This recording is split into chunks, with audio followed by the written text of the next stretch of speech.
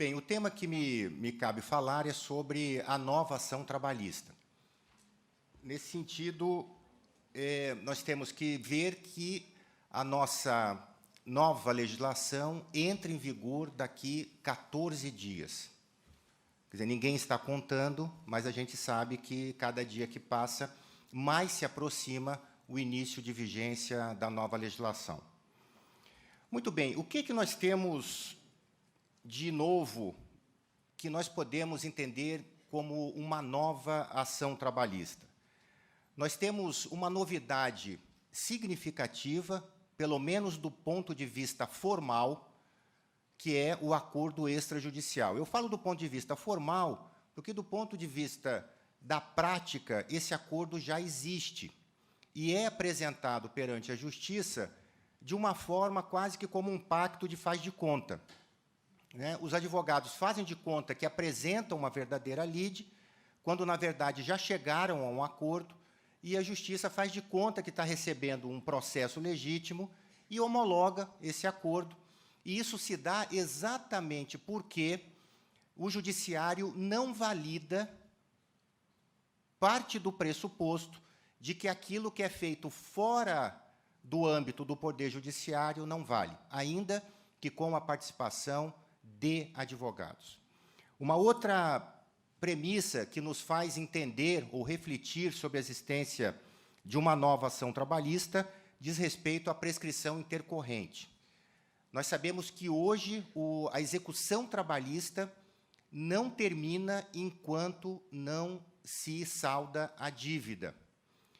E o processo, quando não encontra bens ou formas materiais de chegar à sua quitação, fica arquivado, mas sempre provisoriamente, e a qualquer momento ele pode ser despertado para que se façam as diligências necessárias para a quitação. Ou seja, é uma execução que não termina. Isso também, para o bem ou para o mal, passa a ser uma novidade da ação judicial trabalhista.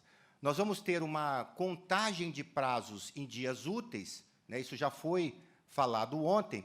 Há uma discussão se essa contagem em dias úteis se dará tão somente no título 10 da CLT, ou seja, ficaria restrito àqueles prazos legais, mas como esse título trata exatamente do processo judiciário trabalhista, me parece que, até por uma questão de simplificação, que a regra geral é exatamente que a contagem se dê em dias úteis, exceto uma disposição, um despacho, uma determinação em sentido contrário pelo juiz.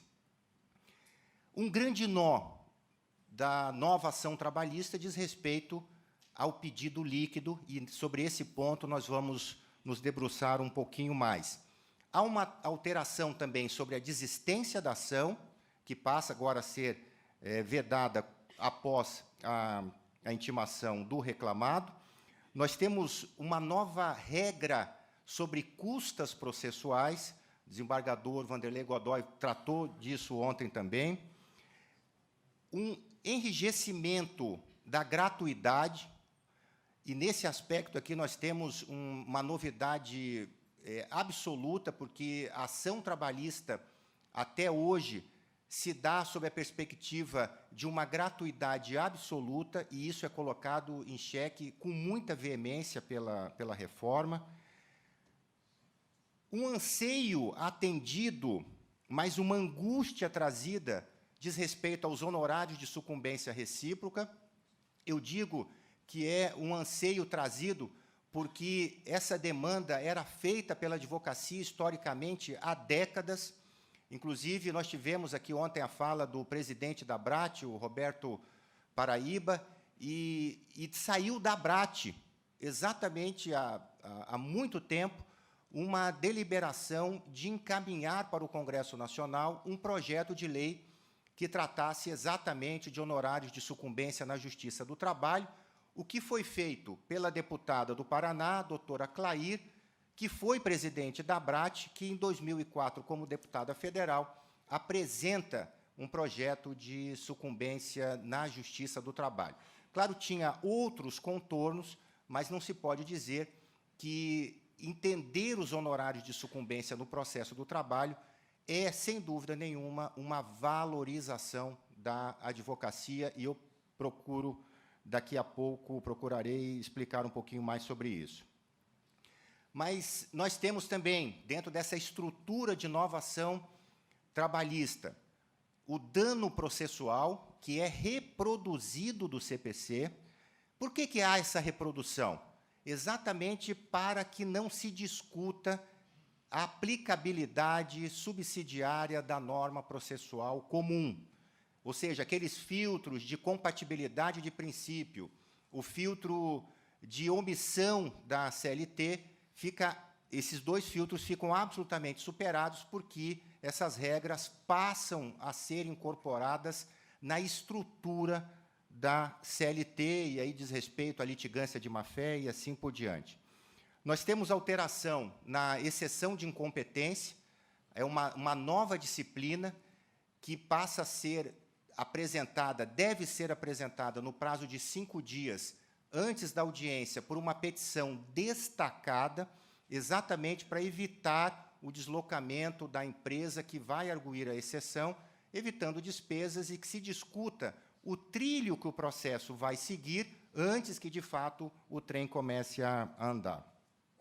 Nós temos alterações sobre a audiência, sobre os efeitos da ausência do empregado na audiência, porque hoje o que acontece? O empregado não comparece, por qualquer motivo, declarado ou não, justificado ou não, o juiz arquiva, concede gratuidade de justiça, dispensa de custas e se espera o ajuizamento de uma nova ação. Essa regra é endurecida, de tal forma que ele, ainda que seja beneficiário da justiça gratuita, vai ter que pagar as custas, exceto, aí se abre uma possibilidade de isenção, no prazo de 15 dias, justifique a ausência por um dos motivos legalmente previstos. Nós temos uma alteração no que diz respeito aos efeitos da revelia, e quando e como se aplica a confissão ficta. Ônus da prova, as regras do CPC são trazidas para dentro da CLT, evitando-se novamente aqui aqueles filtros de compatibilidade e omissão. Nós temos uma alteração sobre o preposto, honorários periciais e execução. Bem, por essa lista meramente exemplificativa, me parece que a gente não tem dúvida que nós estamos diante de uma nova ação trabalhista. O que gera, no meu entender, um desafio muito grande, mas, por outro lado, uma oportunidade também muito expressiva, que todo desafio traz, ao seu lado, uma oportunidade. Qual é a grande oportunidade que nós temos aqui? De qualificar a advocacia trabalhista e dar um salto de qualidade e separar, de fato, o bom advogado do advogado que se acomoda, que não estuda, ou que vai sendo levado pelo impulso oficial que é feito pela Justiça do Trabalho. Porque hoje a gente sabe disso. A justiça mais fácil e de se advogar, e aquela que, às vezes, o advogado, por primeiro, experimenta, é a Justiça do Trabalho, porque o impulso vai se dar com muita celeridade e se dá pela própria Justiça. E, muitas vezes, a gente vê exatamente isso, que o bom advogado e o advogado, né, inexperiente, não vamos dizer se é melhor ou pior, acabam se confundindo e não há um destaque, uma valorização, de fato, para o bom advogado. Então, vamos aos pontos mais nevrálgicos dessa questão. Primeiramente, o pedido líquido. É, de fato, uma exigência, a partir do novo texto da lei, de que o pedido seja líquido? Isso é uma novidade, realmente, do processo do trabalho? Me parece que não. Com o advento do procedimento sumaríssimo, a CLT já passou a exigir que a petição inicial, submetida a esse rito, fosse líquida. Isso já era exigido para o procedimento sumaríssimo. A questão é que, não sendo obrigatório, ou havia uma certa subjetividade na escolha do rito, e a gente sabe bem disso, porque o advogado arbitrava o valor da causa e, com isso, praticamente escolhia o rito, exceto naqueles casos assim muito flagrantes em que se pede multa do artigo 477 e se coloca o valor acima de 40 vezes o salário mínimo. Aí ficava muito gritante. Mas, fora isso, também houve um acerto do sistema, juiz, advogados, para que a coisa fluísse assim. Isso passa a ser agora estendido para toda e qualquer ação trabalhista. Como é que a gente liquida um pedido? Esses são os novos desafios. Como é que eu liquido um pedido de horas extras se eu não tenho acesso ao documento da empresa? Como é que eu liquido um pedido de horas extras se eu não tenho acesso à tese da empresa? Bem, esses são os desígnios e os desafios que nós vamos ter que enfrentar. Mas, como não é uma novidade absoluta para o processo do trabalho, porque se alguém fosse pedir horas extras no procedimento sumaríssimo, já deveria fazer a liquidação, isso passa também a se estender para os processos mais complexos. Mas onde nós vamos beber da fonte para que nós tenhamos alguns signos dessa possibilidade? Exatamente no CPC, que já traz há muito tempo uma maior formalidade na petição inicial. Então, diz lá, toda causa tem que ter um valor. E, claro que lá no processo civil, a gente sempre confunde um pouco a causa com o próprio objeto da ação, com o próprio pedido, porque, normalmente, no processo civil, nós temos um objeto único. Ou é uma reparação, uma indenização, uma cobrança, enquanto que, no processo do trabalho, nós temos uma acumulação objetiva de ações, de tal forma que, sobre um processo, nós temos inúmeros objetos. Então, cada pedido terá que ter um valor correspondente, e um valor que, evidentemente, não é um valor arbitrado, não é um chute que se dá pela parte quando atribui um determinado valor. Por quê? Porque a exigência de valor passa a vincular também os limites da lide. Se eu atribuo para um determinado pedido o valor X, este vai ser o limite do pedido formulado pela parte, a partir do qual a contestação se debruçará e trabalhará dentro desses limites. E, depois da petição inicial e da contestação, se estabiliza os limites da lide, a partir da onde se passa para a fase instrutória e a partir da onde a instrução processual vai dirimir os fatos controvertidos. Lá no CPC, nós temos já essa primeira regra, que é a regra da ação de cobrança. E, de fato, a gente pode perceber que o processo do trabalho, na sua grande maioria, trata de uma verdadeira ação de cobrança. Nós vamos cobrar créditos, e é disso mesmo que a gente trata, créditos decorrentes da relação de trabalho. E como é que eu apuro esses créditos? Fazendo operações matemáticas, contábeis.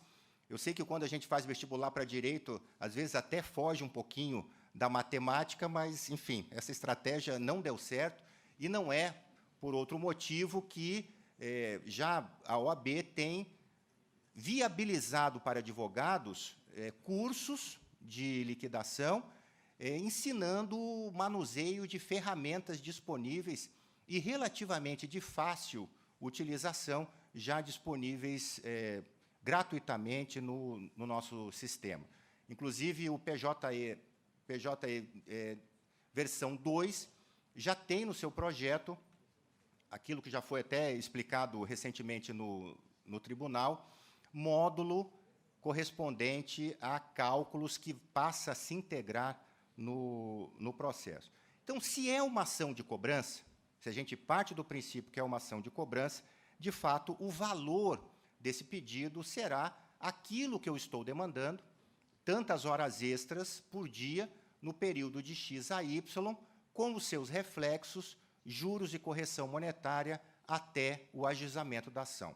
Juros e correção, a partir daí, ainda que seja recomendável fazer o pedido, o próprio CPC já traz como pedido implícito, então já se incorpora ali, dali para frente. Um outro aspecto muito controvertido diz respeito ao pedido de dano extrapatrimonial, que nós sabemos que é um objeto que permeia a maioria das ações trabalhistas, numa certa medida até para viabilizar acordos, para se descarregar o valor nessa parcela e facilitar um pouco o ajuste entre as partes, evitando contribuições previdenciárias e fiscais. Mas o novo CPC, e aqui traz uma novidade que é um divisor de águas, passa a exigir também no pedido reparatório por dano moral a atribuição do valor pretendido. Isso não é só uma exigência para se evitar aquele pedido genérico que a gente vê com muita frequência, de que se formula o pedido e deixa ao arbítrio do juiz a fixação do valor correspondente. Passa a ser uma exigência legal que o pedido de dano moral também tenha o seu valor atribuído. E, nesse aspecto, nós temos aqui uma grande novidade,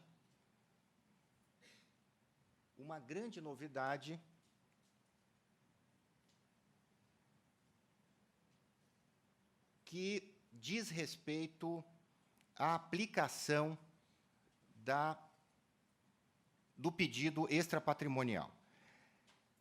O que nós vemos hoje assim, nos processos? Uma descrição muito sumária do pedido de dano moral, quase uma alegação conceitual abstrata.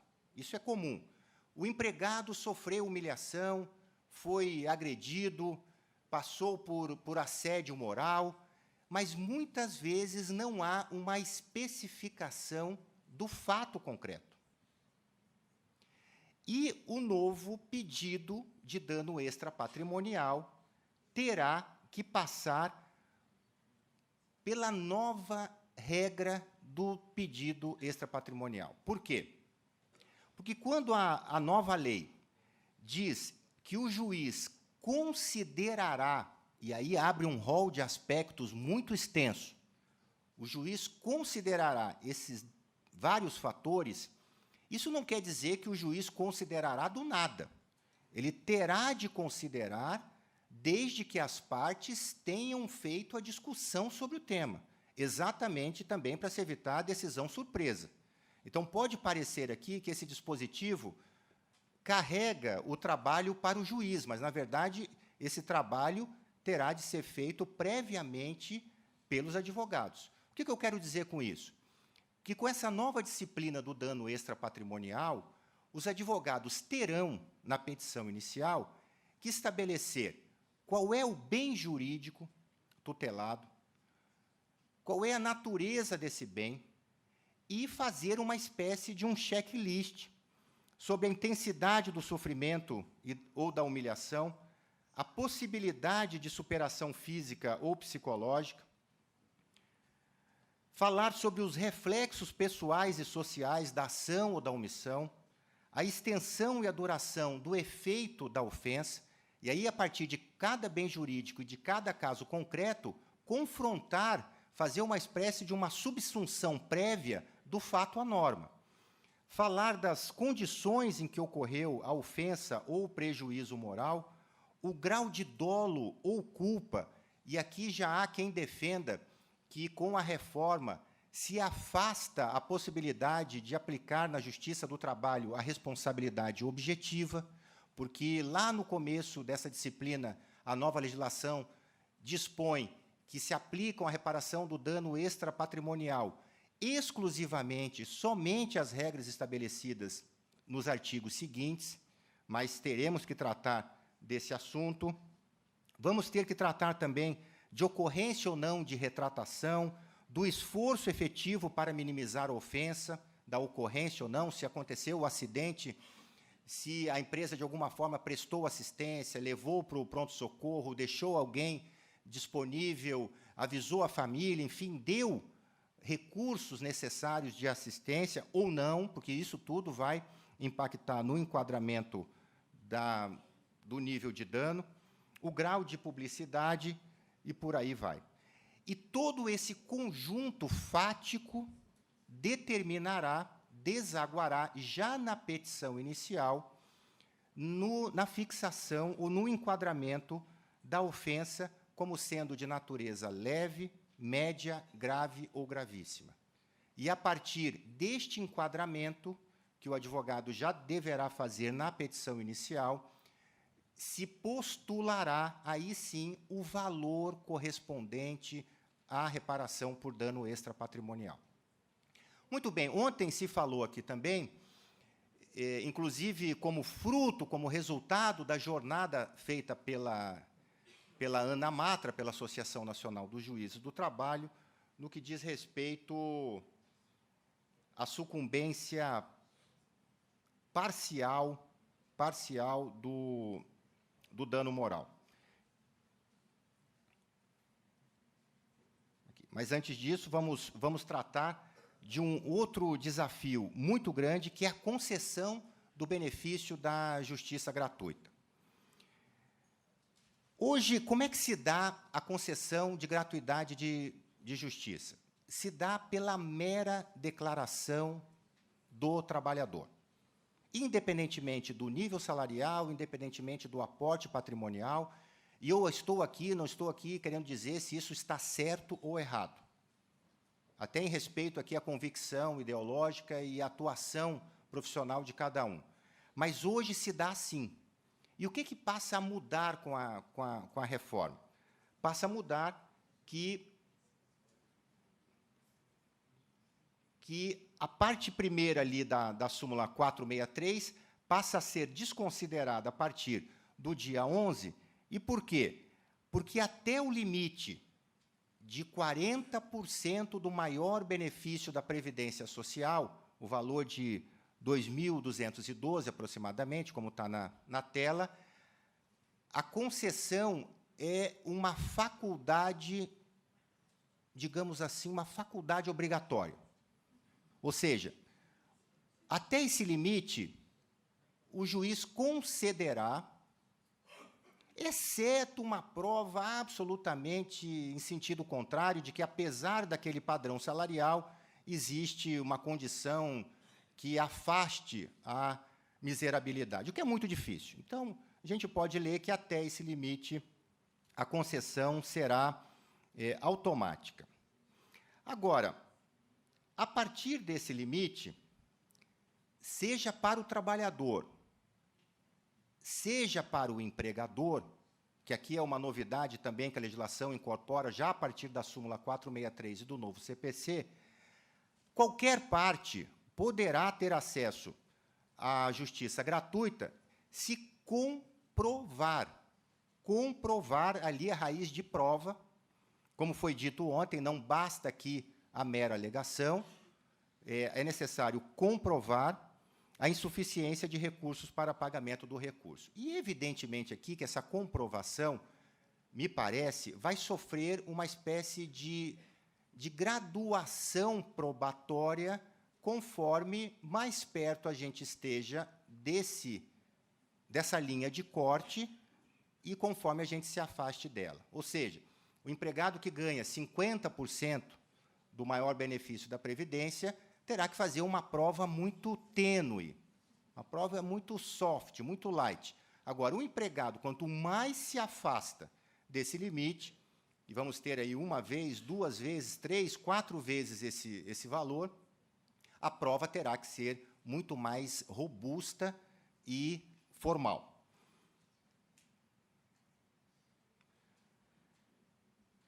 Honorários de sucumbência. Eu não quero aqui antecipar o foco do objeto da palestra do Dr. Diogo.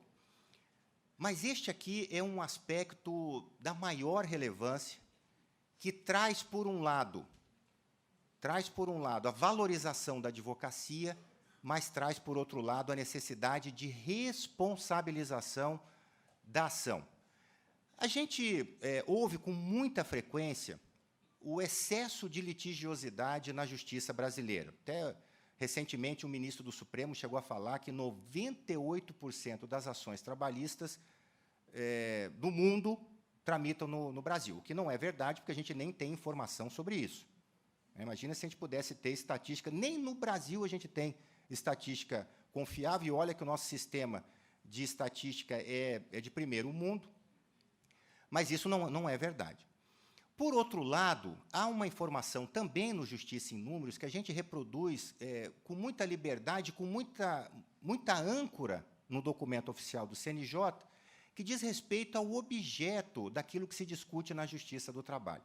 E, normalmente, se fala, olha, mais de 50% das ações dizem respeito a verbas rescisórias. Olha só que absurdo. Nós estamos falando de direito básico. E isso é verdade. Mas não é só isso. Por quê? Porque quem estabelece no sistema do PJE, que é a base para a apuração dessas informações, os assuntos da ação, não é o judiciário, são vocês, advogados. Quando vocês vão entrar com a ação, vocês têm que escolher ali o rol de assuntos. E vamos combinar? Alguém coloca aqui todos os assuntos postulados na ação? Não. Não se coloca, porque a gente pega ali o top 5, né, aqueles assuntos mais recorrentes, preenche o cadastro, porque também ninguém tem tempo de ficar fazendo... A gente detesta cadastro, né, e ainda mais cadastro judicial. A gente tem que entrar com a ação, escolhe ali os pontos mais corriqueiros e cadastra. E isso acaba sendo o banco de dados para a gente depois concluir que as ações na Justiça do Trabalho tratam basicamente de verbas rescisórias. Então, isso é um falso positivo. Isso é verdade, mas não é toda a verdade. Por quê? Porque a gente tem de tudo na Justiça. E não vou dizer aqui que isso diz respeito à idoneidade, à honestidade da advocacia, porque não se trata disso. Mesmo porque os desvios são absolutamente insignificantes na atuação da advocacia. O que a advocacia trabalhista fez até agora foi seguir uma lógica do sistema, o sistema como um todo, que permitia toda a liberdade de se discutir teses novas, experimentar novos assuntos, e a gente sabe que a gente tem ondas de assuntos. Né? A gente passa por uma determinada onda de assédio, aí tem, né, uma sequência de ações. A gente passou por uma onda sobre o acúmulo de função. Isso é absolutamente positivo, não estou dizendo que é ruim, não, porque a gente acaba, com essa discussão, fixando o que é o tema. A jurisprudência se debruça e diz, olha, isso aqui não é, porque a legislação não dá sinais sobre esse aspecto. Agora, essa liberdade toda que o sistema nos dava até então, passa a não ser mais assim. Então, nós temos na Justiça do Trabalho de tudo. Se a gente pega os dados sobre procedência e improcedência e confronta com esses temas, a gente acaba percebendo que a procedência total da ação diz respeito a menos de 3% das ações trabalhistas. E cresce significativamente as ações totalmente improcedentes. Claro que, como o rol de pedidos é muito extenso, né, o grande bolo disso são as procedências parciais. Né? Mas dados do TST revelam que mais de 60% das pretensões deduzidas perante a Justiça do Trabalho são improcedentes. Por vários motivos. Eu não estou dizendo aqui que isso decorre do fator A, B ou C, mas é o cenário sobre o qual a gente trabalha. E, de fato, isso é declarado pela reforma, que o objetivo da reforma no aspecto processual, essa nova ação trabalhista, procura retirar esse contingente brutal de ações trabalhistas.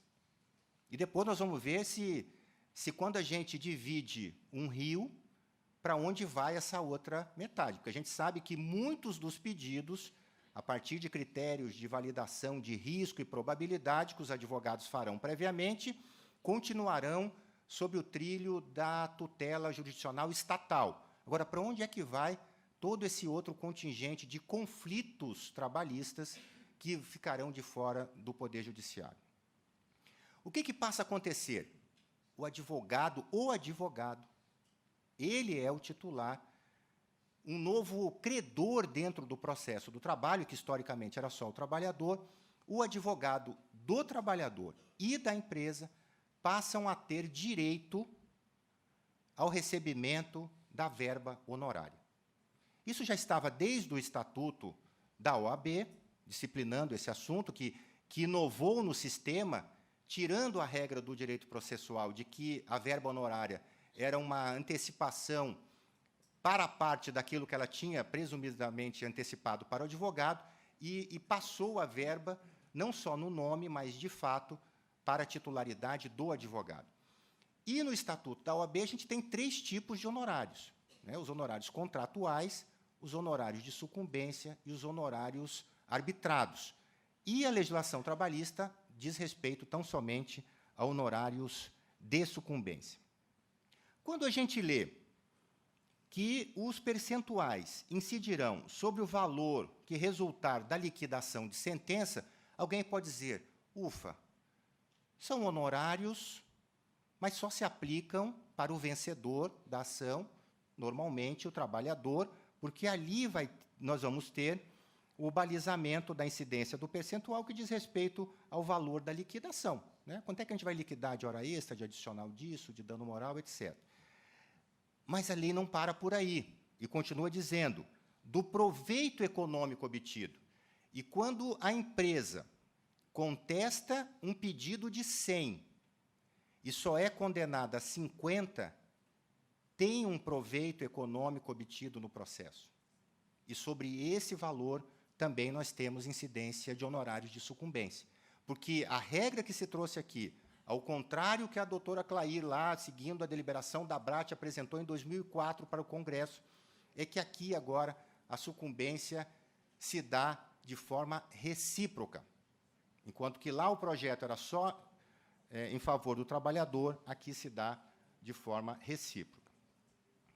A questão de procedência parcial, que é desse grande contingente que a gente fala, a nova regra da CLT estabelece sucumbência recíproca, vedada a compensação, que a regra do CPC anterior autorizava, a regra do CPC de 2015 resolve esse problema, porque se nós estamos diante de credores, de titulares diferentes, não há como fazer compensação, e a CLT incorpora essa regra para dentro do seu texto.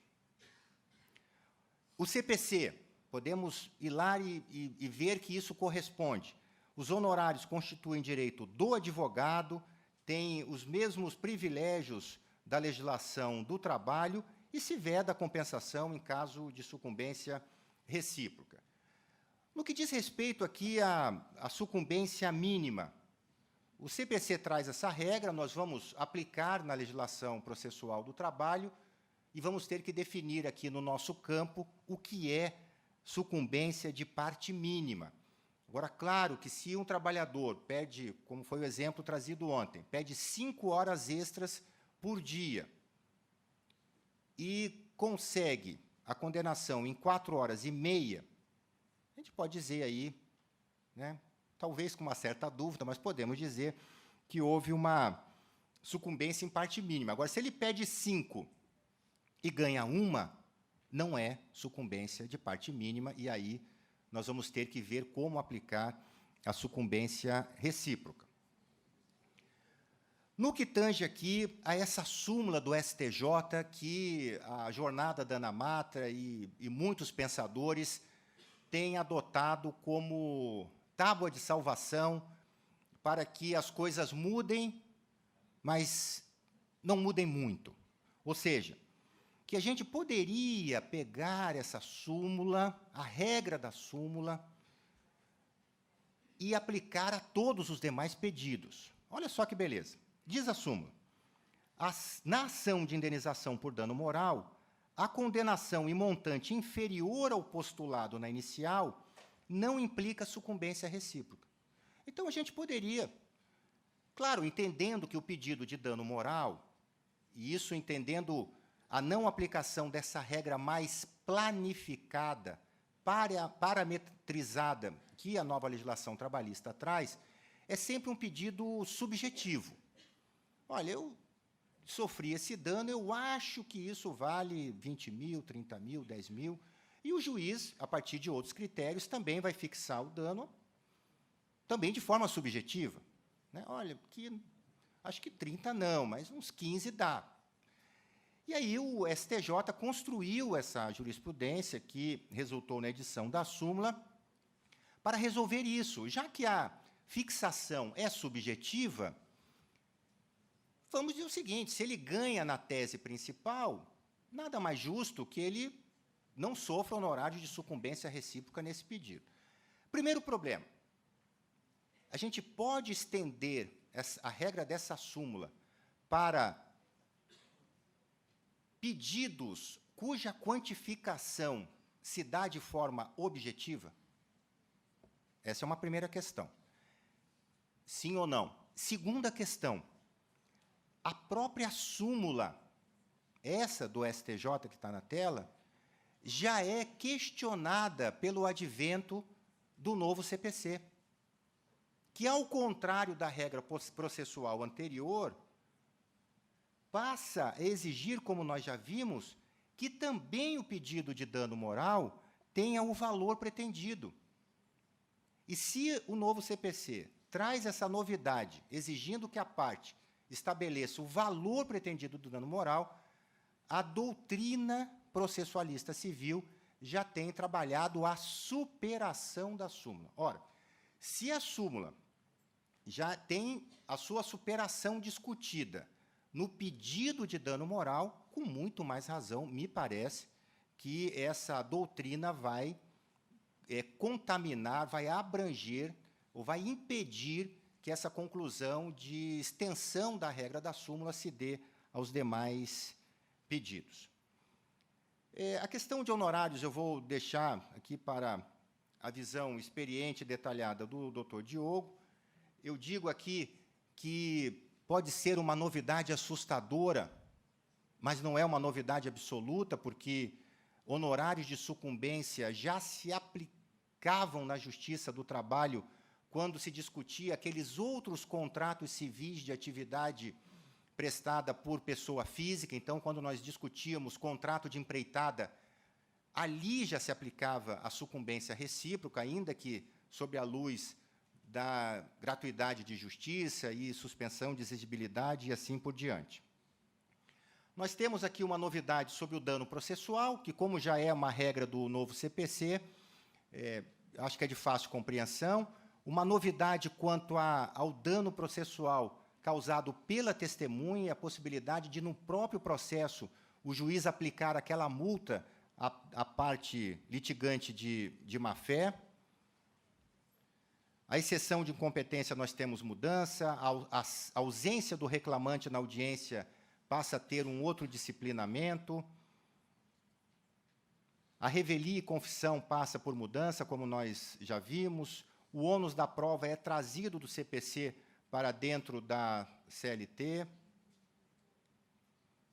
honorários periciais, da mesma forma, mesmo o beneficiário da justiça gratuita passa a responder pelos honorários, exceto se ele não tiver nenhum crédito para receber neste ou em outro processo, e aí me parece razoável a gente entender que esse outro processo seja necessariamente um processo trabalhista e não um processo da esfera civil.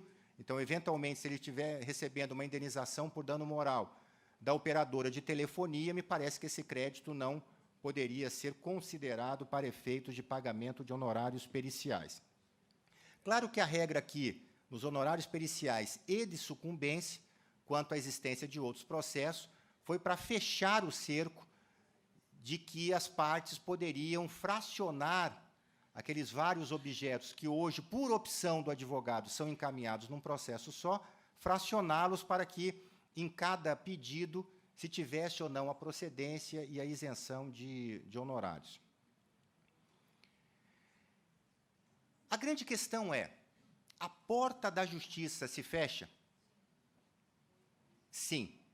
Nós temos aqui, a partir do dia 11, e não é à toa aí que os escritórios estão enlouquecidos para apresentar até a meia-noite do dia 10, às 23 horas e 59 minutos, aí, todas as ações represadas, porque a regra do jogo vai ser alterada. Aquilo que se podia fazer e que o sistema, não aqui certo ou errado, o sistema permitia que se fizesse, passa a mudar. E aí, de fato, o acesso à justiça passa a ser restringido. Mas aqui o acesso à justiça, como vendo o acesso ao Poder Judiciário. A questão é, todo conflito trabalhista precisa ser dirimido, resolvido pelo Judiciário? E aqui me parece que nós temos uma oportunidade. Que, de fato, se a gente não tem 98% dos processos trabalhistas do mundo, a gente, olhando só para os dados internos, a gente percebe que a gente tem muito processo trabalhista para discutir um único tipo de contrato. Porque quando a gente fala, são 102 milhões de processos que tramitam na justiça brasileira, 5 milhões, 4 milhões e pouco, parece que não é muita coisa.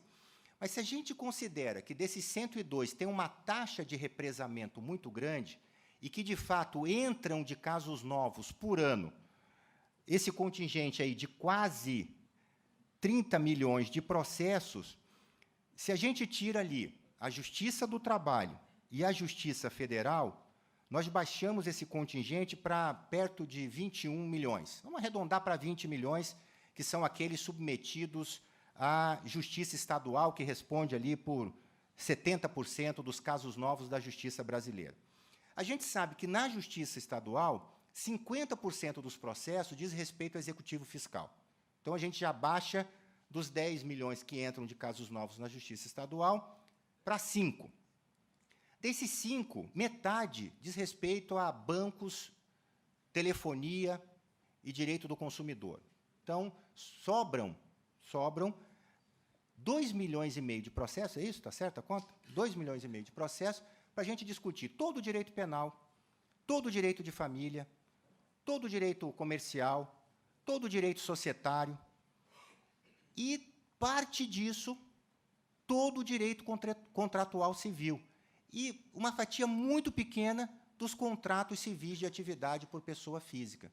Então, quando a gente confronta esses dados internos com os dados da Justiça do Trabalho, a gente não pode deixar de reconhecer que é uma avalanche de litigiosidade que deságua no Poder Judiciário.